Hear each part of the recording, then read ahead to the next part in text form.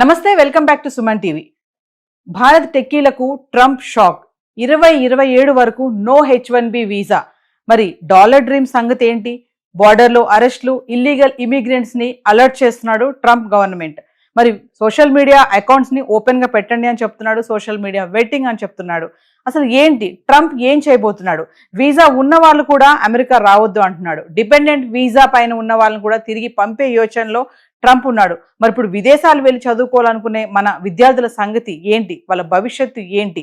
అసలు ట్రంప్ ఏం చేయబోతున్నాడు? ట్రంప్ ఎప్పుడైతే అధికారంలోకి వచ్చాడో అప్పటి నుంచి ఈ క్షణం వరకు కూడా ఎన్నో డెసిషన్స్ తీసుకుంటున్నాడు, ఎన్నో బ్యాన్స్ చేయడం చేస్తున్నాడు. అసలు అక్కడ ఏం జరుగుతుంది? మరి దీనిపైన మరింత సమాచారం అందించడానికి ఈరోజు మనతో పాటు స్టూడియోలో ఉన్నారు founder and chairman of global Telangana association నుంచి విశ్వేశ్వర్ రెడ్డి గారు. సార్తో మాట్లాడారు. నమస్తే సార్. నమస్కారం సార్, ఐటీ సెక్టర్ గురించి మాట్లాడుకుంటే ఇప్పుడు ఆర్టిఫిషియల్ ఇంటెలిజెన్స్ ట్రెండ్ నడుస్తుంది. దానివల్ల చాలా లే ఆఫ్స్గా వస్తున్నాయి. పెద్ద పెద్ద టెక్ కంపెనీస్లో ఉన్నటువంటి ఎంప్లాయీస్ కూడా తీసేస్తున్నారు అంటున్నారు. మరి అమెరికాలో చూసుకుంటే ఈ ఏఐ వల్ల ఐటీ సెక్టార్లో ఉన్నటువంటి మన వాళ్ళ గురించి మాట్లాడుకుంటే ఎఫెక్ట్ ఎలా ఉందంట? అంటే దీనికి కొంచెం బ్యాక్గ్రౌండ్ చెప్పాలి. ఎందుకంటే హిస్టారికల్గా ఒకప్పుడు కంప్యూటర్ లేదు.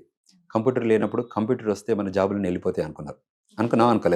కంప్యూటర్ వచ్చేది 4 జాబులు తీసేస్తుంది, కంప్యూటర్ అన్ని పనులు చేస్తుంది అనుకున్నారు. అంటే యాజ్ ఇట్ ఎవాల్వ్స్ టెక్నాలజీ అని కానీ గ్లోబల్ రీచ్ పెంచడం కానీ, అంటే there is a room to development. Always growth opportunity ఉన్నాయి. ప్రతి దానికి ఇంకా ఫ్యూచర్ ఉంది. ఒకప్పుడు మనకు గ్లోబ్ అంతా పూర్తిగా తెలియదు. గూగుల్ వచ్చే వరకు అసలు ఏ కంట్రీ ఎక్కడ ఉంటుంది, జియోగ్రఫికల్గా అసలు ఏ ఐలాండ్ కంట్రీ ఎక్కడ ఉంటుంది, అసలు దాని కంటెంట్. ఎప్పుడైతే ఫేస్బుక్ వచ్చే వరకు మనకు నెట్వర్కింగ్ గురించి తెలియదు, నెట్వర్క్ చేసుకుంటాడు. వాట్సాప్ వచ్చే వరకు అసలు కమ్యూనికేషన్ ఇంత చీప్ అవుతుందని కూడా ఊహించలేదు. సో ఇప్పుడు ఈ వరల్డ్లో ఏ కార్నర్, కార్నర్ కూడా ఉన్న వాళ్ళకి కూడా మనం 1 free call, you don't have to pay penny. అంటే because if you have a technology, అంటే ఇంటర్నెట్ ఉంటే you can call anyone the global. So ఇంకా అంటే ఏ రకంగా కంప్యూటర్ లేని రోజుల నుంచి కంప్యూటర్ తీసుకొచ్చి, కంప్యూటర్ నుంచి అడ్వాన్స్డ్ కంప్యూటర్స్ వచ్చి, మీకు అప్పుడు సింగిల్ పెంటియంతోనే ఉండేది. దాని తర్వాత మల్టీ పెంటియమ్స్, మంచి టెక్నాలజీస్ వచ్చాయి. చిప్స్ కానీ ఎన్విడియా చిప్స్ కానీ మంచిగా వచ్చి, ఇంకా Intel Pentium. First main frame ఉండేది, AS400 ఉండేది. ఇప్పుడు బ్రహ్మాండమైన చిన్న చిప్ దానిలో మనం కంప్యూటర్ ఉంది. అంటే ఈ ఫోన్లలో మన ఫోన్స్ వచ్చాయి సరిగ్గా మన వాచెస్ వచ్చాయి, ఐఫోన్ వచ్చింది, వాచెస్ వచ్చాయి. సో వాచెస్, ఫోన్స్ కూడా అడ్వాన్స్ అయ్యింది. ఒకప్పుడు టీవీ వేరే ఉండేది, టేప్ రికార్డర్ వేరే ఉండేది, DVD ప్లేయర్ వేరే ఉండేది, అన్ని కలిపి ఒకదానిలో పెట్టారు. మ్యూజిక్ ప్లేయర్ వేరే ఉండేది. ఇప్పుడు టుగెదర్గా ఒక ఐఫోన్లో తీసుకొచ్చి పెట్టారు. అంటే ఐఫోన్ కదా, స్మార్ట్ ఫోన్, ఎనీ ఫోన్ అది స్మార్ట్. అది శాంసంగ్ అనుకోండి, ఐఫోన్ అనుకోండి, యాపిల్ ఫోన్స్ అనుకోండి. బట్ ఓవరాల్గా ఆ టెక్నాలజీ అడ్వాన్స్మెంట్ అయిందనేది ఒక చాక్, అంటే హిస్టరీ ప్రకారం. ఇప్పుడు ఇక్కడ ఏం జరుగుతుందంటే, రేపు ఏఐ వచ్చినా కూడా ఏఐ కొన్ని ఏరియాస్లో రిడక్షన్ అవ్వచ్చు, కంటెంట్ తీసుకురావచ్చు, కానీ అన్ని ఏరియాస్లో చేయలేరు. సో అక్కడ ఏదైతే కంప్యూటర్ లేకంటే ముందు కంప్యూటర్ రావడం వల్ల ఎంతైతే ఈజీ అయిందో, ఏఐ రావడం వల్ల కూడా ఆ అడ్వాంటేజ్ ఉంటుంది.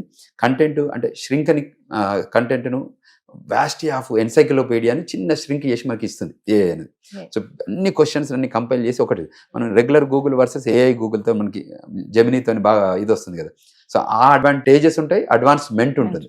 సో అందువల్ల it is a great thing that AI need to be introduce. ఇంకా కొద్ది రోజులు, అంటే నెక్స్ట్ జనరేషన్ అనుకోండి, ఇంకో 10 years తర్వాత 20, ఇంకో కొత్త జనరేషన్ వస్తుంది. ఇప్పుడు జెన్జీ అని ఎట్లా మనం అంటుంటాం, Y2K. మేము అమెరికా వెళ్ళినప్పుడు Y2K అనేది ఇయర్ 2000 అని మెయిన్ ఫ్రేమ్ కొట్టడానికి వెళ్ళాం. మాకు అప్పుడు ఏంటంటే COBOL program, CACS program, DBT program, ఇటువంటి JCL అని ఉండేది. ఇవాళ టోటల్గా చేంజ్ అయిపోయింది. ఇవాళ ఆ ప్రోగ్రామ్ మీద ఎవరు వెళ్ళట్లేదు. సో మళ్ళీ అయినా కొత్త జనరేషన్ వెళ్తుంది. ఇప్పుడు చాలా అడ్వాన్స్డ్ టెక్నాలజీలు వాడుతున్నారు. ఇంకొక 10-20 years తర్వాత ఇంకా చాలా అడ్వాన్స్డ్ జరుగుతుంది. బట్ హ్యూమన్ ఇంటర్వెన్షన్ లేకుండా whole globe cannot run. So human intervention needed of the hour. So కాకపోతే ఎంతవరకు తీసుకుంటాం అనే దాన్ని బట్టి కానీ, బట్ ఆ 6th sense కానీ, ఆ మైండ్ సెట్ కానీ తప్పకుండా కావాల్సి ఉంటుంది. మిగతా అన్నింటినీ అడ్రస్ చేసుకోవచ్చు. AI has a value. AI has ఇంకా కొత్త ఏఐ వస్తుంది, ఇంకా చాలా ఏజీఐ వస్తుంది, ఇంకా పైన వస్తుంది. అంటే ట్రాకబిలిటీలో ఇంకా గొప్ప చేంజెస్ ఉంటాయి. మనం అడాప్ట్ చేసుకోవాలి, దాని మీద భయపడాల్సిన అవసరం లేదు. దానివల్ల అప్డేట్ చేసుకోవాలి, ఇంకా కొత్తవి కనుక్కుందాం, మనమే కనుక్కొని జనాల దగ్గర తీసుకొస్తాం కదా. ఇది సొల్యూషన్ ప్రొవైడర్స్ అన్నట్టు. అంటే ఇంకా మనం డిఫరెంట్ డైరెక్షన్లో వెళ్ళడానికి ఆస్కారం ఉంటుంది. వరల్డ్ సర్వీస్ ఇండస్ట్రీ ఇంకా ఉంది. ఇంకా సర్వీస్ ఇండస్ట్రీని ఇమీడియట్గా రిప్లేస్ చేయలేము, ఎందుకంటే దానికి హ్యూమన్ టచ్ కావాలి. ఇప్పుడు డాక్టర్స్ అనుకోరు, మీరు డాక్టర్ కంప్యూటర్తో చెప్పి మీరు గోళీలు వేసుకుంటే పడుకోరు. డాక్టర్ దగ్గరికి వెళ్ళి వచ్చి మీరు గోళీలు వేసుకొని పడుకుంటే, నేను విజిటర్ నా కంప్యూటర్ చెప్పింది నేను గోళీలు వేసుకున్నా పడుకుంటా అంటే మీకు హ్యాపీగా ఉండదు. అంటే హ్యూమన్ లైఫ్లో కదా. సో డాక్టర్ చేతి పట్టుకొని మిమ్మల్ని తీసుకుని బాగానే ఉంది అని చెప్పి 2 గోళీలు రాస్తే అప్పుడు విల్ బి హ్యాపీ. తర్వాత సర్జరీస్ కూడా ఇప్పుడు హ్యూమన్ ఇంటర్వెన్షన్ ఉంది, కంప్యూటర్ సర్జరీస్ కూడా ఉన్నాయి, సో రోబోటిక్ సర్జరీస్ కూడా ఉన్నాయి. సో అందువల్ల ఇది కూడా మనం హ్యూమన్ చేసే దాని మీద ఎక్కువ నమ్ముతాం. ఇప్పుడు కంప్యూటర్ దగ్గర ఏం చేస్తుందో ఏదో డౌట్గా ఉంటుంది కదా, సరే దానికి కూడా కాన్ఫిడెన్స్ వచ్చేదానికి ఇంకొంచెం టైం పడుతుంది. కాబట్టి సో ఆ లైన్లో సో న్యూ టెక్నాలజీని అడాప్ట్ చేసుకోవాలి, న్యూ టెక్నాలజీని వెల్కమ్ చెప్పాలి, న్యూ అంటే కొత్త కొత్త ప్రపంచంలో ఉన్న పుంతలను కూడా మనం వెల్కమ్ చెప్పగలిగితే మనం ఇంకా ఎక్స్పాన్షన్ అవుతుంది. సో వరల్డ్లో కూడా ఇంకా ఇప్పుడు మనం ఫస్ట్ ఇక్కడ నుంచి అమెరికాకి వెళ్ళాం, అమెరికా నుంచి స్పేస్కి వెళ్తాం, మనం వెళ్ళే వాళ్ళు ఉంటారు, మూన్లోకి వెళ్ళారు, స్పేస్కి వెళ్ళారు, రేపు మార్స్కి వెళ్తున్నారు. సో ఎక్కడైతే ఇది చేస్తున్నారు మన 9 స్టార్స్లో వేరియస్ స్టార్స్ కూడా వెళ్ళడానికి ఇంకా రూమ్ ఉన్నట్టే కదా, ఇంకా టెక్నాలజీ అడ్వాన్స్మెంట్ జరగచ్చు కదా. సో ఇక్కడ ఇప్పుడు వెతుకుతున్నారు ఇంకెక్కడ మనం ఉండొచ్చు. ఫస్ట్ ఇక్కడ ఉన్నాము, తర్వాత గ్లోబల్ ఐడెంటిఫై చేసాం, అంటే భారత భూభాగమే కాకుండా ప్రపంచ భూభాగంలో ఎక్కడికైనా వెళ్ళొచ్చు అని అనుకున్నాం. తర్వాత ఇదే కాకుండా వేరే గ్రహాలకు కూడా వెళ్దాం అనుకుంటున్నాం. సో అప్పుడు ఇంకా టెక్నాలజీ అవసరమే కదా, అంటే సో ఆ టెక్నాలజీ అడ్వాన్స్మెంట్ కూడా అవసరమే అని చెప్పడం. అంటే ఇప్పుడు ఎవరైతే వెళ్ళాలనుకుంటున్నారో వాళ్ళు కొంచెం టాలెంట్ స్కిల్స్ ఉన్న వాళ్ళనే కొంచెం ఎంట్రీ ఉంటుందని చెప్పేసి కూడా ట్రంప్ చెప్తున్నాడు కదా సార్. అలా ఉన్న వాళ్ళే రండి, ఏం లేకుండా అమెరికా వెళ్ళాలి అక్కడ సెటిల్ అయిపోవాలి అనుకునే వాళ్ళైతే మాకు వద్దు అంటున్నారు. అది అమెరికానే కాదమ్మా, నేను ఎట్లా ఎగ్జాంపుల్ ఇస్తాను అంటే ఇక్కడ కూడా ఇప్పుడు మీకు ఒక కంపెనీ ఉంది, నేను ఎగ్జాంపుల్ మనం చెప్తుంటే మీరు ఒక 1 మంత్లో ఒక 4 డ్రైవర్లను మీరు యూజ్ చేస్తారు, కార్ డ్రైవర్లను. మీరు 1 మంత్ తర్వాత 4 ఎవరు ఉంచుకోవాలనుకుంటారు?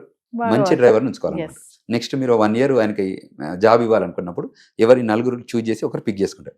అమెరికా కూడా ఏం చేస్తారంటే ప్రపంచంలో, not India, they look for global talent search America చేస్తుంది.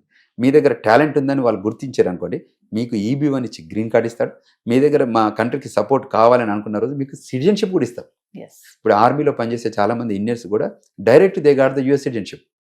F1 H1 గ్రీన్ కార్డు కాదు, డైరెక్ట్ సిటిజన్షిప్. 2 ఏళ్ళు ఆర్మీలో వచ్చి పనిచేయండి, మీరు US సిటిజన్షిప్ తీసుకోండి. అదొక ప్రోగ్రామ్ ఉంది, అంటే మీకు ఇమిగ్రేషన్ వైజ్లో చెప్పి.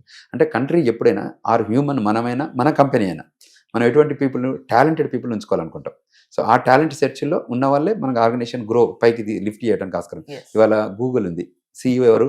చెన్నై నుంచి వచ్చింది. మైక్రోసాఫ్ట్ ఉంది, మన తెలుగు. అంటే ఇక్కడ టాలెంట్ ఉంది కాబట్టి అంతమంది లక్షల మంది ఎంప్లాయ్మెంట్లో వీళ్ళిద్దరు CEOలు ఉన్నారంటే టాలెంట్ ఉన్నట్టే కదా. టాలెంట్ ఎక్కడ ఉంటే ఏ కంపెనీ కూడా వదులుకోదు. అడోబీకి ఉన్నారు శంతన్ నారాయణ ఉన్నారు, ఇంతకుముందు మైక్రోసాఫ్ట్కి ఉన్నారు మాస్టర్ కార్డ్, తర్వాత ఇది పెప్సీకి Indira Nooyi. And I'm talking about high level. ఇంకా చాలా కంపెనీస్, చాలా బిగ్ కంపెనీస్ కూడా CEOs అంతా చాలా మంది వచ్చారు. బంగా, మాస్టర్ కార్డ్కి బంగా అని ఉండేది ఒకప్పుడు. అంటే I'm talking about the corporations, వాళ్ళ CEOs.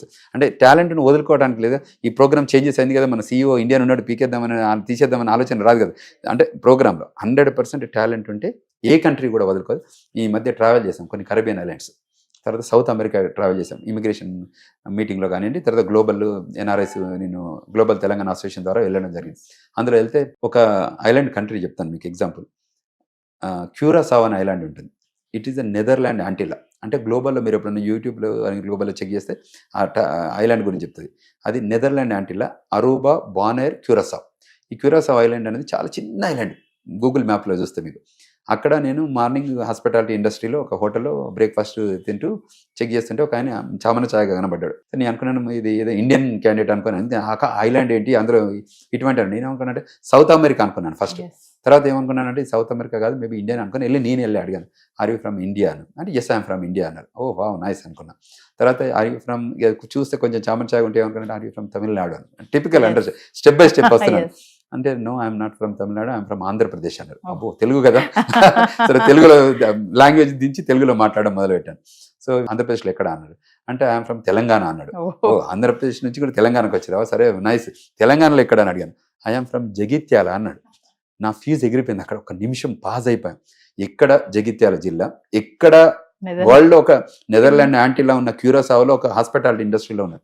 అంటే పీపుల్ హౌ దే మైగ్రేటెడ్. అంటే ఎగ్జాంపుల్ ఇవ్వడానికి నేను చెప్తాను. ఒకప్పుడు అసలు అమెరికా అనే ఒక కంట్రీకి వెళ్ళేవాళ్ళు, ఇవాళ Tier 1, Tier 2, Tier 3 ఈ ఐలాండ్ కంట్రీస్ కూడా వెళ్తున్నారు. ఎడ్యుకేషన్ వెళ్తున్నారు, ఎంప్లాయ్మెంట్ వెళ్తున్నారు, బిజినెస్ వెళ్తున్నారు, ఫార్మింగ్ వెళ్తున్నారు, టూరిజం వెళ్తున్నారు, హాస్పిటాలిటీ ఇండస్ట్రీలోకి వెళ్తున్నారు. అంటే ఎంత గ్లోబలైజేషన్ అయింది just because of this technology advancement.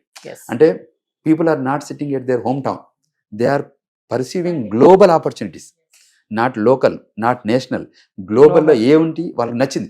ఇక్కడున్న హాస్పిటాలిటీ ఇండస్ట్రీలో ఉన్న వ్యక్తి వెళ్ళి క్యూరాసావ్లో హాస్పిటాలిటీ ఇండస్ట్రీకి వెళ్ళి పనిచేస్తారనేది నేను గత 27 సంవత్సరాలు అమెరికా చూస్తాం, చాలా ఐలాండ్ కంట్రీస్ వెళ్ళాం. కానీ ఇది మాత్రం నేను గ్లోబల్ మెసేజ్ ఇస్తున్నా. అంటే పీపుల్కి ఆపర్చునిటీస్ కూడా ఉన్నాయని తెలియజెప్పడం. ఇప్పుడు రేపు వెళ్ళడానికి కూడా ఇండియా నుంచి బయలుదేరినప్పుడు అమెరికానో, ఆస్ట్రేలియానో, కెనడానో చూడకండి, ఇంకా గ్లోబల్లో చాలా ఐలాండ్ కంట్రీస్ ఉన్నాయి. అక్కడ కూడా చాలా గ్రోత్ ఆపర్చునిటీ ఉన్నాయి, చాలా కంట్రీ ఆపర్చునిటీస్ ఉన్నాయి. కంట్రీస్ కూడా ట్రాన్స్ఫార్మ్ అవుతున్నాయి. అక్కడ ఎలా అంటే కంట్రీ, ఇప్పుడు ఒక ఐలాండ్ కంట్రీ ఉందనుకోండి, ఒకప్పుడు బిల్డింగ్స్ ఓల్డ్ స్టైల్ బిల్డింగ్స్, ఇప్పుడు అంతా కాంటెంపరీ బిల్డింగ్స్ బిల్డ్ చేస్తున్నారు. సో వీటికి రిసోర్సెస్ కావాలి. అక్కడికి వచ్చిన వాళ్ళు కొత్తగా వాళ్ళు వచ్చి చాలా ఎంప్లాయ్మెంట్ ఆపర్చునిటీస్ ఉన్నాయి. అది ఎడ్యుకేషన్ అనుకోండి, బిజినెస్ అనుకోండి, హాస్పిటల్.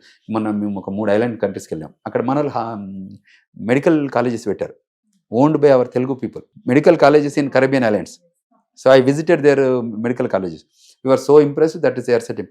చాలా మంది స్టూడెంట్స్ ఏం చేస్తారంటే అటు కరేబియన్ ఐలాండ్స్లో చదువుకొని 2 years తర్వాత ప్రాక్టికల్ మళ్ళీ అమెరికాకి వస్తారు, one of the medical colleges. So అంటే నేను గ్లోబల్ మైగ్రేషన్ జరుగుతుంది. సో ఇందులో ఆపలేం మనం. ఇంకా పీపుల్ ఇక్కడ 150 crores పాపులేషన్ మీద, they use the smart phones and they travel around the globe and they settle down in various country. ఇవాళ కంట్రీ నిర్మాణంలో, పునర్నిర్మాణంలో కూడా వాళ్ళు భాగస్వామ్యం అవుతున్నారు. ఆ కంట్రీలో గ్రోత్ కారిడార్, అంటే ఇటు జన్మభూమికి అటు కర్మభూమికి రెండుకి వీళ్ళు వారధులు అవుతున్నారు. They become an Indian ambassador, they are working in that country. మన మోడీ గారు కొన్ని కంట్రీస్ విజిట్ చేసినప్పుడు కూడా ఇవన్నీ ఎక్స్పీరియన్సెస్ వచ్చాయి. వాళ్ళందరినీ మీట్ అవ్వడం, ప్రతి కంట్రీలో ఉండడం. సో గ్లోబల్ అవుట్ రీచ్ ఉన్న ఏకైక కంట్రీ ఇండియా అయిపోతుంది. రేపు 40% యూత్ ప్రపంచానికి మనం ప్రొడ్యూస్ చేసి ఇస్తున్నాం. మన దగ్గర ఉన్న స్టెమ్ టాలెంట్ను ప్రపంచానికి ఇస్తున్నాం. అది greatest asset from India. So అందుకోసం దీన్ని ఇండియా విశ్వ గురు అని అంటారు.